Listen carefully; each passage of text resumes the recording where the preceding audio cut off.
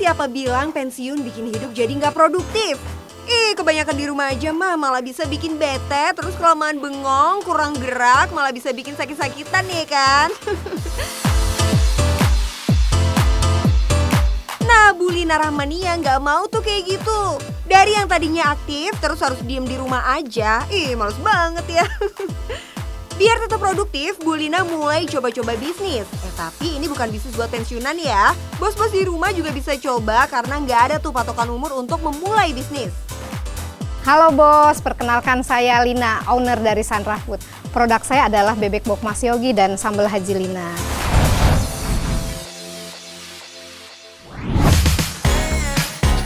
Nah ini dia bos, cara Bu Lina menghabiskan masa pensiunnya menjadi pebisnis. Wap, nggak main-main ya. Ibu Lina adalah pemilik dari Sandra Food, yakni usaha frozen food yang telah ia bangun sejak tahun 2015. Andalan produk dari frozen food miliknya adalah bebek frozen Mas Yogi dan sambal bawang Haji Lina. Padahal nih bos, si ibu ngakunya sama sekali nggak ada bakat memasak loh. Tapi berani banget sih menekuni bisnis kuliner. Tapi ternyata kalau pilihan kuliner itu karena saya pikir gini, orang itu perlu makan. Kalau baju mungkin bisa beli seminggu sekali, sebulan sekali, setahun sekali, tapi kalau makan tiap hari.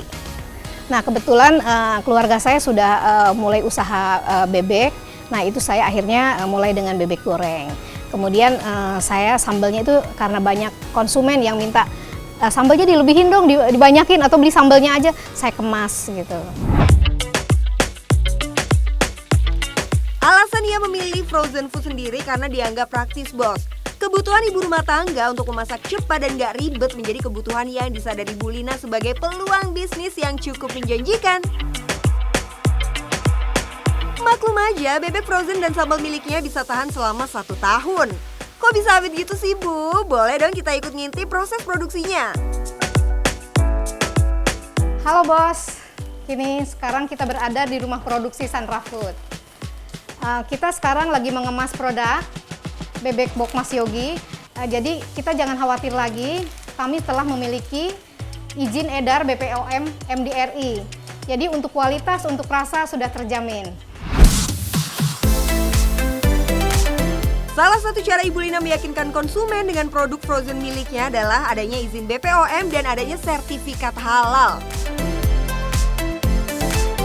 Untuk bumbunya tidak ada yang spesial nih bos. Bumbu ungkepnya seperti bumbu pada umumnya, tapi ada bumbu rahasia keluarga yang nggak bisa di-spill bos. Intinya sih kalau bikin sambal emang kudu dimatengin banget sampai minyaknya keluar. Selain nggak gampang basi, aromanya juga nggak langu bos. Kemudian yang spesial adalah pada proses pemasakannya yang memakan waktu sampai 3 jam. Alasannya agar bumbu lebih meresap ke dalam bebek.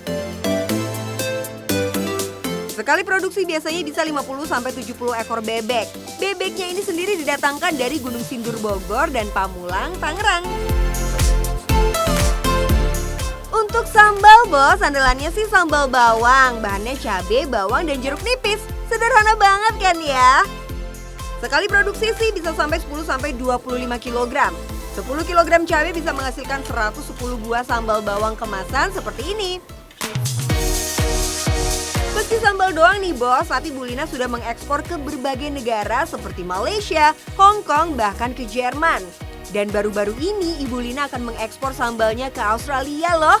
Padahal you know lah ya, negeri kanguru tuh paling susah buat masukin barang ekspor. Sudah bener nih pengembangan bisnisnya. Ya ini memang gak lepas ya dari ketekunan Ibu Lina yang rajin mengikuti bazar, memperluas dan menjalin relasi. Branding yang ia bangun juga gak jauh-jauh dari branding namanya sendiri bos. Sambal Haji Lina dan nama anak bungsunya Yogi. Ya, Ibu Lina berkeinginan agar bisnis kuliner ini semakin besar bukan hanya sekedar di rumah produksi, tapi menjadi pabrik yang ia harapkan bisa diteruskan anak bungsunya si Mas Yogi. Kasih ibu emang sepanjang masa ya bos, sudah sepuh juga masih aja mikirin anak ya. Lewat usaha ini juga Ibu Lina membuka peluang baru, apalagi kalau bukan lapangan kerja. Ada sistem reseller yang ditawarkan Bu Lina di usahanya. Buat para reseller, harga bebek dipatok 100.000 per pack yang bisa dijual dengan harga 125.000. Biasanya sih resellernya ini ibu-ibu rumah tangga. Wah, jadi deh ibu rumah tangga berpenghasilan. Cuan-cuan datang dari ekspor dan reseller ya bos, tapi juga dari penjualan di toko maupun menjadi supplier bebek di restoran. Sebulan aja nih bos bisa laku 300 sampai 500 ekor. Sedangkan untuk sambalnya ada 300 sampai 400 kaleng sambal. Nah kalau dihitung nih 300 ekor dikali 125.000 sama dengan 37.500.000 rupiah. Sedangkan untuk sambalnya 300 dikali 30.000 rupiah bisa dapat 9 juta rupiah. Wah kalau di total omset per bulan bisa nyampe 46.500.000 rupiah bos. Selain produk bebek dan sambal masih ada produk lain bos seperti mercon sapi maupun sambal paru. Ampun dah, ini mah bukan mengisi waktu pensiun lagi, tapi emang mau nambah-nambah kerjaan aja ya Bu. Sungkem dulu sama Bu Lina. Saya memulai bisnis adalah di masa pensiun. Orang-orang pengen gini, masih muda bisnis, mau bisnis nanti pensiun, di masa pensiun saya enak di rumah tinggal menikmati hasil. Justru saya terbalik. Saya memulai bisnis di usia pensiun, jadi untuk mengisi waktu. Tapi di samping itu dengan hampir 7 tahun ini, mimpi saya semakin besar. Jadi saya ingin usaha saya punya sistem, memiliki karyawan atau punya tim yang solid sehingga usaha ini bisa berkembang. Keseriusan akan usaha ini juga membuat Bu Lina menerima penghargaan di bidang UMKM lokal. Seperti juara 2 Tangsel Daiji Fest UMKM 2021 oleh Dinas Koperasi Usaha Kecil dan Menengah. Gak hanya itu, Bu Lina juga aktif menjadi pembicara dan membangun relasi dengan universitas-universitas sekitar untuk pemagangan anak-anak kuliah. Duh, berkah-berkah ilmunya ya Bu. Oke bos, sudah lihat kan bisnis saya? Buat teman-teman pemula yang mau bisnis, mulai bisnis jangan ragu-ragu. Kalau sudah niat, ayo kita laksanakan. Yang penting cuan bos.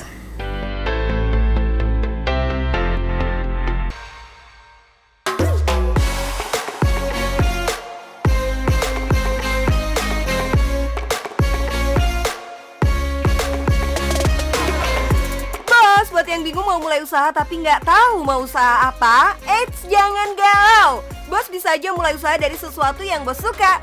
Ini jadi pengalaman seorang entrepreneur berusia 32 tahun bernama Muhammad Ali Akbar Taufani. Atau kita panggil aja Bos Ali kali ya, biar rada-rada akrab gitu. Pemilik bisnis celana jeans custom ini memulai usahanya karena suka banget pakai celana jeans. Duh, sejak zaman orang masih nambang emas manual sampai kongko-kongko di mall, jeans tuh emang favorit banget deh, nggak pernah salah buat tampilan casual. Yuk kita mampir ke salah satu outlet Rumah Denim di daerah Serpong. Halo bos, selamat datang di Rumah Denim Cabang Serpong. Ada penjahit-penjahitnya juga, jadi kalian yang mau bikin celana di sini mau mampir di sini boleh banget gitu. Kebetulan kita juga kalau di cabang ini juga nyepin celana-celana ready stock yang siap pakai. Ini ada celana pendek. Terus ini ada bahan-bahan pilihan. Bahan-bahan pilihan ini yang kalian bisa pilih, diukur, dijahit di sini. Bukan sekedar jeans biasa, Bos Ali menawarkan layanan pembuatan celana jeans custom cuma dalam waktu 4 jam aja bisa langsung pakai. Mantep nggak tuh? Nggak cuma bikin sih, Bos bisa juga pilih celana jeans yang udah ready, tinggal minta di formak untuk disesuaikan dengan ukuran tubuh sama para tukang jahit yang standby di outlet Rumah Denim. Di sini juga ada banyak banget pilihan jeans bahan dari yang lokalan punya sampai yang impor. Dari beragam jenis jeans ada juga bahan chino, flanel, dan juga kanvas dengan kisaran harga 100 ribuan hingga 900 ribu rupiah. Ini termasuk bahan favorit di Rumah Denim, namanya Indigo Blue. Paling laris, paling nyaman dipakai, bentuknya pun bisa mengikuti bentuk kaki kita. Nah untuk kalian yang pengen bikin celana dalam waktu singkat, bisa 4 jam jadi, bisa langsung mampir ke sini. Awal mula menjalankan bisnisnya ini nggak disangka-sangka, alasannya simple banget. Saat masih duduk di bangku kuliah, Bos Ali pernah dapat hadiah celana jeans dari seseorang yang ternyata banyak disukai sama teman-temannya nih bos. Ini jadi pemicu Bos Ali untuk ngejalanin bisnis celana jeans. Aku tuh awalnya dikasih celana sama temanku dari Australia. Mereknya Imperial Denim gitu. Awal pakai ke kampus, teman-teman pada nanyain tuh, oh celananya bagus nih gitu kan. Dari celana situ iseng lah akhirnya bikin cari-cari di online, ternyata bahannya di Bandung banyak gitu. Bukalah pelan-pelan dari rumahan dulu gitu, di Kaskus dulu pertama kali. Dari sini, Bos Ali memulai merintis usahanya dengan menawarkan ke teman-teman kampus. Nggak perlu ribet sampai pakai budget jutaan rupiah, Bos Ali cuma memanfaatkan uang jajan sehari-hari sebagai modal bisnisnya. Ia juga memberdayakan tenaga penjahit di daerah Bandung. Kalau modal awal banget, bener-bener banget itu pakai uang jajan. Jadi masih yang PO-PO-in teman, paling nggak nyampe 300 ribu lah. Itu udah cukup buat, karena kan buat kita, teman-teman tuh pada nitip bayar dulu ke kita, DP, kita beliin bahan, kita jahitin, selesai, mereka bayar. Saking banyaknya pesanan, Bos Ali mulai keteteran kalau harus selalu pesan ke Bandung nih. Kemudian ia coba meng-hire penjahit untuk dijadikan karyawannya dan membuka rumah denim di rumah orang tuanya. Usaha yang telah dirintis sejak tahun 2010 ini tentunya nggak langsung besar gitu aja ya. Bos Ali harus melewati berbagai rintangan, salah satu rintangan terbesarnya yaitu nggak dapat izin orang tua untuk menjalankan bisnisnya. Duh, permasalahan umum anak muda zaman now banget ya, Bos. Jadi waktu orang tua nggak setuju, aku tetap buktiin. Sempat kuliah aku ketunda juga, itu hampir 7 tahunan lah aku kuliah ketunda. Karena fokusin ke sini dulu. Saat itu soalnya udah ada karyawan kan, jadi bergantung sama aku juga. Jadi dari situ lah aku ngebutin orang tua kalau aku tuh bisa gitu jalanin di sini. Wah, hampir aja nih Bos Ali dapat gelar MA alias mahasiswa abadi gara-gara kuliahnya nggak kunjung selesai. Selain gak sesuai dengan keinginan orang tuanya, bisnis celana jeansnya juga sempat bikin kuliahnya jadi mandek. Ini nih yang bikin orang tua Bos Ali makin murka, gak setuju dengan bisnis yang dijalaninya. Tapi kendalanya ini gak bikin Ali nyerah gitu aja, Bos. Bahkan ia tetap nekat sampai harus diam-diam menjalankan bisnisnya di luar rumah. Bukan mau jadi anak durhaka ya, tapi rasa optimis bikin usaha rumah denim jadi konsisten. Dengan modal nekat dan manfaatin keuntungan yang didapat, Bos Ali lalu mencari ruko untuk dijadikan tempat usaha rumah denim, tentunya sembari memperbaiki kuliahnya yang sempat berantakan. Uniknya, Ali maksa banget membangun usahanya bukan karena terinspirasi dari para crazy rich ataupun para bisnismen yang udah sukses dan punya aset yang fantastis. Bisnis celana jeans ini yang ia perjuangkan banget ini justru terinspirasi dari kisah seorang pedagang pecel lele loh. Lah kok bisa? Setiap hari ada orang tukang pecel ayam, setoran setiap jam 3 sore 3 juta rupiah. Kayaknya aku dari situ terinspirasi buat usaha juga gitu. Wah, tukang pecel ayam aja bisa setiap hari nyetor 3 juta rupiah. Kenapa kita nggak bisa? Iya uga sih, kalau pedagang atau pengusaha gitu kan bisa dapat duitnya tiap hari ya, Bos. Nggak perlu nunggu akhir bulan buat terima gaji. Semakin besar bisnisnya, bikin Bos Ali terpikir untuk bisa lebih memperluas dan memperkuat pemasaran bisnis celana jeansnya. Bos Ali kini dibantu oleh adik kandungnya yang fokus di bagian pemasaran. Dalam mengupgrade strategi marketingnya, rumah denim sengaja dibuat beda dari jeans custom yang lain nih, Bos. Di sini juga menerima pembuatan celana plus custom patch tanpa ada minimum order. Dengan bikin satu celana aja kita bisa custom patch dengan logo kita sendiri, custom hang tag, custom paper bag, dan lain-lain gitu. Jadi unik juga gitu kalau kita punya celana tapi cuma punya satu di dunia ini gitu.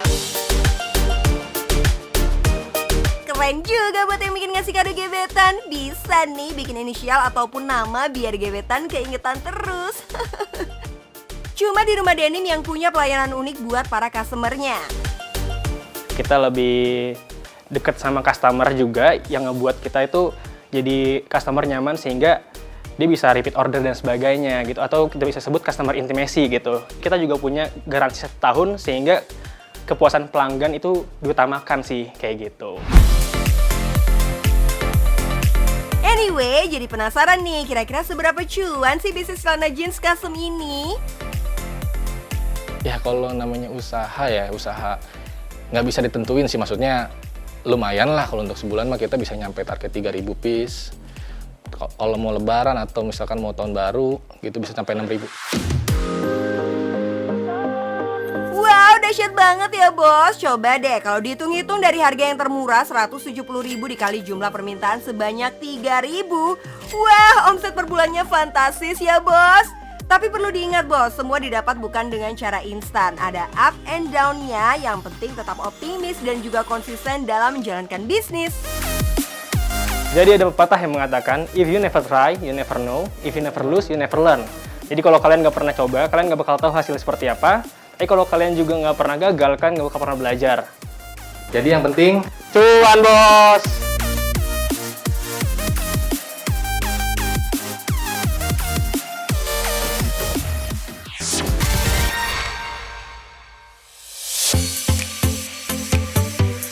Seru kan bos belajar dari pengusaha-pengusaha hari ini? Tetap saksikan Cuan Bos siap Rabu, Kamis, dan Jumat jam 12 siang dan Cuan Bos Weekend hari Sabtu jam 1 siang. Bisnis berkah dan yang penting Cuan Bos.